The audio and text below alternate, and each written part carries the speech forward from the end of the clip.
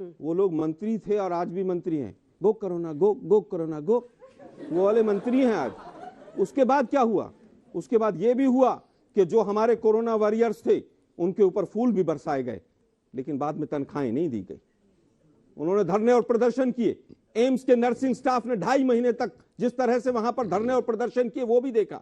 जितने contractual worker लगाए गए सब हटा दिए गए।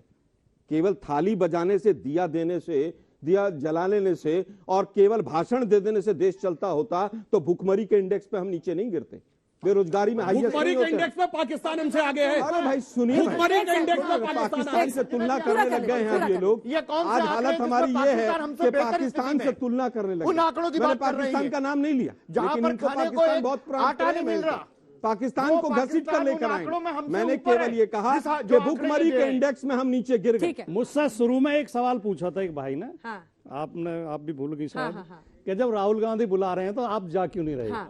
तो उस भाई की सलाह तो पूरी बहस थी। उस भाई के परामर्श पर हम गंभीरता पूर्वक विचार करेंगे और कुछ पॉजिटिव निर्णय लेंगे।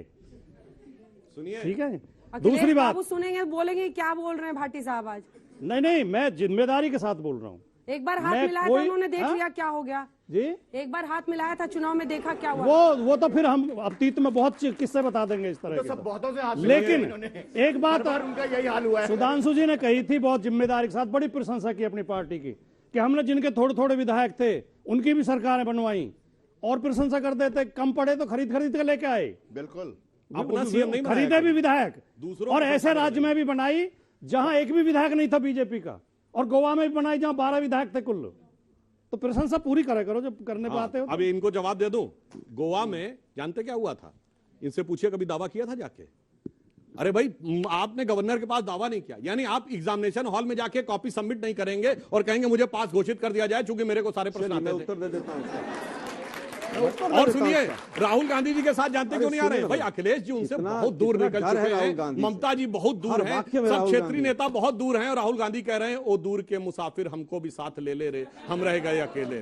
सर, मेरा डायरेक्ट क्वेश्चन आपसे ही है, 5 ऑब्जेक्टिव बता दीजिए कि जो भारत जोड़ो यात्रा ने अचीव कर ली है, प्लीज। देखिए, मुझे लगता है सबसे पहला ऑब्जेक्टिव है कि भारत जोड़ने का जो हमारा उद्देश्य था कि जनता तक हम जुड़ें, जनता की भावनाओं को समझें। दूसरा उद्देश्य हमारा था कि तमाम लोग जो हैं वो हमारे साथ जुड़ें और देश की भावना को समझें कि वर्तमान में किस तरह से केवल 2 लोगों ने मोनोपोलिस्टिक पूरी अप्रोच के साथ पूरे देश की इकोनॉमी को तहस नहस कर दिया।